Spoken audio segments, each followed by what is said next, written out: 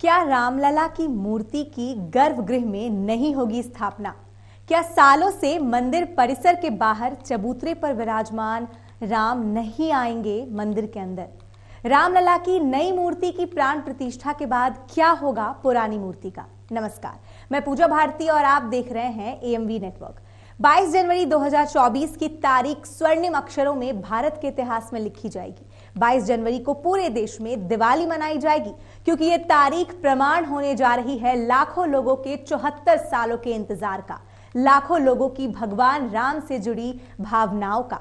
रामलला अयोध्या के नए मंदिर में विराजमान होने के लिए पूरी तरह तैयार हैं। रामलला की प्राण प्रतिष्ठा की तैयारियां जारी है। इसी बीच एक सवाल जो सबके मन में उठ रहा है, जिसका जवाब हर राम भक्त जानना चाहता है। सवाल ये कि नई मूर्ति के मंदिर में स्थापित होने के बाद पुरानी मूर्ति का क्या होगा? मंदिर से जुड़े कई सूत्र ये बता रहे हैं कि पहले से मौजूद रामलला की मूर्ति को मंदिर में ही जगह दी जाएगी। कई सूत्र ये भी बता रहे हैं कि फिलहाल पुरानी मूर्ति को भी गर्भगृह में नए मूर्ति के साथ रखा जाएगा। साथ ही ये भी कहा जा रहा है कि इस नई मूर्ति को अचल मूर्ति की संज्ञा दी जाएगी और पुरानी मूर्ति की पहचान उत्सव मूर्ति के रूप में होगी। हालांकि हम यहां साफ करना चाहते हैं कि इसे लेकर मंदिर ट्रस्ट की ओर से आधिकारिक तौर पर कुछ भी नहीं कहा गया है। तो चलिए हम आपको रामलला की पुरानी मूर्ति का वो इतिहास बताते हैं जो न जाने बीते सालों में किन किन संघर्षों से गुजरा, जिसने न जाने कितनी यातनाएं सही, जिसने न जाने अपनी आंखों से कैसे कैसे दृश्य देखे और जिस मूर्ति पर बन गया देश का सबसे बड़ा इतिहास। रामलला की वर्तमान प्रतिमा का दर्शन लोग पिछले 74 वर्षों से कर रहे हैं। तो लाजमी सी बात है कि रामलला की इस पुरानी मूर्ति के साथ राम भक्तों की अपार भावनाएं जुड़ी हुई हैं। आपको बता दें कि रामलला की मूर्ति 74 साल पहले प्रकट हुई थी। 23 दिसंबर 1949 का वो दिन जब रामलला ने अपने भक्तों को पहली बार दर्शन दिया था। यह वही दिन था जब कथित बाबरी मस्जिद के अंदर रामलला की इसी मूर्ति ने भक्तों को अपने दर्शन दिए थे।